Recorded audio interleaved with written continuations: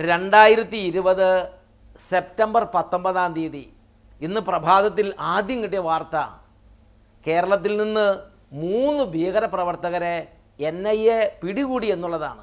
ആ വാർത്തയിലേക്ക് നിങ്ങൾ ക്ഷണിക്കുകയാണ്. കൊച്ചിയിൽ 3 അൽ-ഖായിദ ഭീകരർ NIAയുടെ പിടിയിൽ. ആലുവയിലും പെരുമ്പാവൂരിലും പാതാളത്തും പുലർച്ചെ ഒരേ സമയം നടത്തിയ റെയ്ഡിലാണ് ഇവരെ പിടികൂടിയത്. 3 പേരും ബംഗാൾ സ്വദേശികളാണ്. മുർഷിദ് ഹസൻ, യാക്കൂബ് ബിശ്വാസ്, മുസാറഫ് ഹുസൈൻ എന്നിവരെയാണ് എറണാകുളത്ത് നിന്ന് കസ്റ്റഡിയിലെടുത്തത്. പാതാളത്തു നിന്നാണ് മുർഷിദ് ഹസൻ പിടിയിലായത്. യാക്കൂബ് ആലുവയിൽ നിന്നും മുസാറഫ് ഹുസൈൻ പെരുമ്പാവൂർ മുടിക്കലിൽ നിന്നുമാണ് പിടിയിലായത്. അതിഥി തൊഴിലാളികൾ എന്ന വ്യാജേനയാണ് 2.5 മാസത്തിലേറെയായി ഇവർ താമസിച്ചത്. ഡൽഹി ഉൾപ്പെടെയുള്ള നഗരങ്ങളിൽ വൻ ആക്രമണത്തിന് ഇവർ ലക്ഷ്യമിട്ടിരുന്നു. ചിലർ ഡൽഹിയിലേക്ക് പുറപ്പെടാനിരിക്കെയാണ് പിടികൂടിയത്. പിടിയിലായവരിൽ നിന്ന് ജിഹാദി രേഖകൾ, ആയുധങ്ങൾ, ഡിജിറ്റൽ ഡിവൈസുകൾ എന്നിവ കണ്ടെത്തി. ഇത് ഒരു ഗൗരവമുള്ള വിഷയമാണ്. ഇത് വർഷങ്ങൾക്ക് മുമ്പ് തന്നെ ഇത് കേരളത്തിൽ നടന്നുകൊണ്ടിരിക്കുകയാണ്. ഒരുപാട് പേരെ ഭീകര പ്രവർത്തനത്തിന് വേണ്ടി റിക്രൂട്ട് ചെയ്യുന്ന ഒരു സ്ഥലമായിട്ട് കേരളം മാറിയിട്ട് വർഷങ്ങളായി. 2015-ൽ ഇന്ത്യ ടുഡേയിൽ വന്നൊരു വാർത്ത നിങ്ങളുടെ ശ്രദ്ധയിലേക്ക് കൊണ്ടുവരികയാണ്. Online recruiters of the Islamic State cast their net on India. They were clear about the patch they were looking at, all of South India, for young, tech-savvy, impressionable minds who could be swayed using deceit, high-tech gadgetry and motivational tools. For the first time on Indian News TV, a recruit of the Islamic State speaks out on how he was indoctrinated about the plan that was hatched to fight the war for the IS. India Today's South India editor T.S. Sudhir files this India Today national exclusive.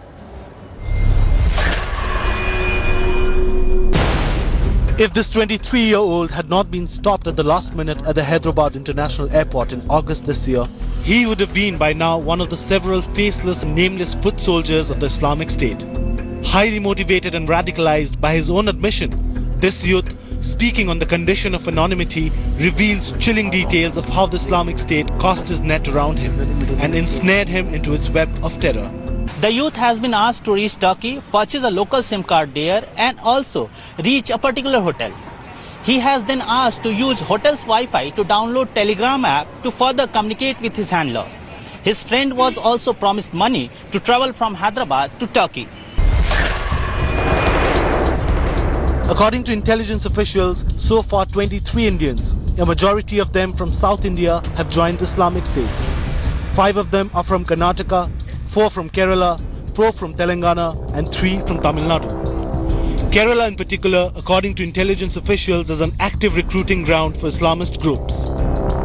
കേരളത്തിൽ നിന്നും അനേകം യുവാക്കൾ ഐസിസിലേക്ക് recruit ചെയ്യപ്പെട്ടതായി 2016-ൽ മുഖ്യധാരാ മാധ്യമങ്ങൾ report ചെയ്തിരുന്നു. 2016-ൽ കേരളത്തിൽ നിന്ന് recruit ചെയ്യപ്പെട്ട മലയാളികളായ തീവ്രവാദികളിലൂടെ 2020 മാർച്ചിലും ഓഗസ്റ്റിലും 2 ഭീകരാക്രമണങ്ങൾ അഫ്ഗാനിസ്ഥാനിൽ നടന്നു. 2020 മാർച്ച് 28-ന് ഇന്ത്യ ടുഡേ ഇതിനെക്കുറിച്ച് റിപ്പോർട്ട് ചെയ്തിരുന്നു. Let me now get back to that Kabul terror attack story. It has a direct impact on India for more than one reason. The terrorist, the attacker, has been identified as an Indian from Kerala. Remember, 25 Sikh worshippers were killed 2 days ago in Kabul in this terror attack on Gurdwara Har Rai Sahib. Now, Islamic State had claimed responsibility. Islamic State terrorists had targeted the Kabul Gurdwara. Now, one of the terrorists was an Indian from Kasargod in Kerala, an Islamic State terrorist. He's now been identified as Muhammad Mohsin. Now, Mohsin was a 21-year-old engineering student at Kasargod in Kerala before he fled to Afghanistan in 2016 to join the Islamic State. Remember, a number of youngsters from Kerala, highly radicalized by certain elements, they had gone to fight with the Islamic State. They started a new module of the Islamic State in Afghanistan. 2020-ൽ നടന്ന ഈ ആക്രമണത്തിൽ 25ഓളം പേരുടെ ജീവനാണ് നഷ്ടപ്പെട്ടത്. വീണ്ടും August മാസം 2-ാം തീയതി അഫ്ഗാൻ ജയിലിൽ നടന്ന ചാവേർ ആക്രമണത്തിന് നേതൃത്വം നൽകിയതും കേരളത്തിൽ നിന്നുള്ള ജിഹാദികളായിരുന്നു.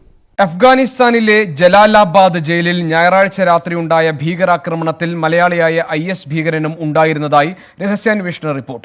കാസർഗോഡ് സ്വദേശി കല്ലുകെട്ടിയപുരയിൽ ഇജാസ് എന്ന KP ഇജാസിന്റെ പേരാണ് രഹസ്യാന്വേഷണ ഏജൻസികൾ പങ്കുവെക്കുന്നത്. കാസർഗോഡ് IS റിക്രൂട്ട്മെന്റ് കേസിൽ NIA അന്വേഷിക്കുന്ന കുറ്റവാളിയാണ് ഇജാസ്. ഞായറാഴ്ച രാത്രി അഫ്ഗാനിസ്ഥാനിലെ ജലാലാബാദ് ജയിലിന് നേർക്കുണ്ടായ ഭീകരാക്രമണത്തിൽ കാസർഗോഡ് സ്വദേശി കല്ലുകെട്ടിയപുരയിൽ ഇജാസ് എന്ന KP ഇജാസ് ചാവേറായിരുന്നുവെന്നാണ് രഹസ്യാന്വേഷണ ഏജൻസികളുടെ റിപ്പോർട്ടുകൾ. ജയിലിലുള്ള IS ഭീകരന്മാരെ മോചിപ്പിക്കാനായിരുന്നു ആക്രമണം. ഭീകരരടക്കം 29 പേർ ആക്രമണത്തിൽ കൊല്ലപ്പെട്ടിരുന്നു. 48 പേർക്ക് ഗുരുതരമായി പരിക്കേറ്റു. 10 അംഗ ചാവേർ സംഘത്തിൽ 3 ഇന്ത്യക്കാർ അടക്കമുണ്ടായിരുന്നുവെന്ന് IS തന്നെ വ്യക്തമാക്കിയിരുന്നു. അതിലൊന്ന് KP ഇജാസ് ആണെന്നാണ് രഹസ്യാന്വേഷണ ഏജൻസികളുടെ നിഗമനം. ഇയാളുടെ സാന്നിധ്യം ശാസ്ത്രീയമായി സ്ഥിരീകരിക്കാനുള്ള ശ്രമത്തിലാണ് ഏജൻസികൾ. കാസർഗോഡ് IS റിക്രൂട്ട്മെന്റ് കേസിൽ NIA അന്വേഷിക്കുന്ന കുറ്റവാളിയാണ് ഇജാസ്. എറണാകുളം NIA കോടതി അറസ്റ്റ് വാറണ്ട് പുറപ്പെടുവിച്ചിരുന്നു. കേരളം ജിഹാദികളുടെ ഒരു റിക്രൂട്ടിംഗ് സെന്ററായി മാറിക്കൊണ്ടിരിക്കുന്നു എന്ന് നാം ഭയപ്പെടണം. 1-2 വർഷങ്ങൾക്ക് മുമ്പ് ടൈംസ് നൗ റിപ്പോർട്ട് ചെയ്ത ഒരു ന്യൂസ് നമുക്ക് കാണാം. അവരെ കൊല്ലുക, അവരെ തീർക്കുക, അവരില്ലാതാക്കുക, അവർ അല്ലാ അല്ലാത്തവരെ ആരാധിക്കുന്നു, അവരെന്തിനാണ് അവിടെ ബാക്കി വെക്കുന്നത്? അപ്പൊ നിങ്ങൾ എന്താ ചെയ്യേണ്ടത്? ഈ ഫിത്ന, ഈ ശിർക്ക് ഇല്ലാതാവുന്നവരെ അവരോട് ഫൈറ്റ് ചെയ്യുക. അവരെ അല്ലാഹു സുബ്ഹാനഹു വ തആലയുടെ ദീന് മാത്രം മുകളിൽ ഉണ്ടായിരിക്കണം. അല്ലാതെ ഡെമോക്രസി ആവട്ടെ, അതല്ലാത്ത ഹിന്ദുയിസം ആവട്ടെ, ക്രിസ്ത്യാനി ആവട്ടെ, എന്ത് ഇസമാവട്ടെ, എന്ത് മതമാവട്ടെ, ഇതൊന്നും ഉണ്ടാകാൻ പാടില്ല ലോകത്ത്. അതില്ലാതാവുന്നത് വരെ നിങ്ങൾ അവിടെ ഫൈറ്റ് ചെയ്യണം. ഫൈറ്റ് ചെയ്യാൻ എന്തൊക്കെ ടെക്നിക്ക് ഉണ്ട്, നിങ്ങൾ ട്രൈ ചെയ്യും. നിങ്ങൾ ബുദ്ധിയുള്ള ആൾക്കാരല്ലേ, സ്കൂളിൽ കോളേജൊക്കെ പഠിക്കുന്ന ആൾക്കാരല്ലേ, എന്നിട്ടും നിങ്ങൾ ബുദ്ധി ഉപയോഗിച്ചിട്ട് കുഫാറികളെ ഇല്ലാതാക്കാൻ നോക്ക്. അവരെ ഭക്ഷണത്തിൽ പോയിസൺ ഇട്ടിട്ട് അവരെ തീർക്കുക.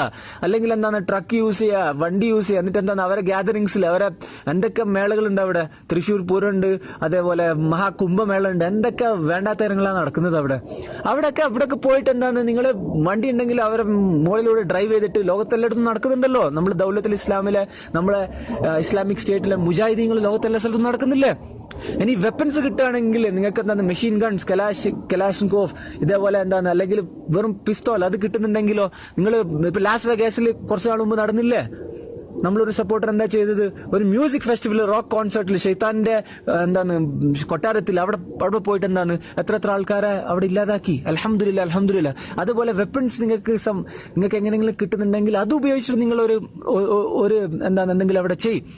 അല്ലെങ്കിൽ മിനിമം ഒരു റെയിൽ പാളയെങ്കിൽ തെറ്റിക്കാൻ നോക്കുക. ഒരു ട്രെയിൻ മറിഞ്ഞിട്ട് കുഫാരിങ്ങൾ ഇല്ലാതാവട്ടെ.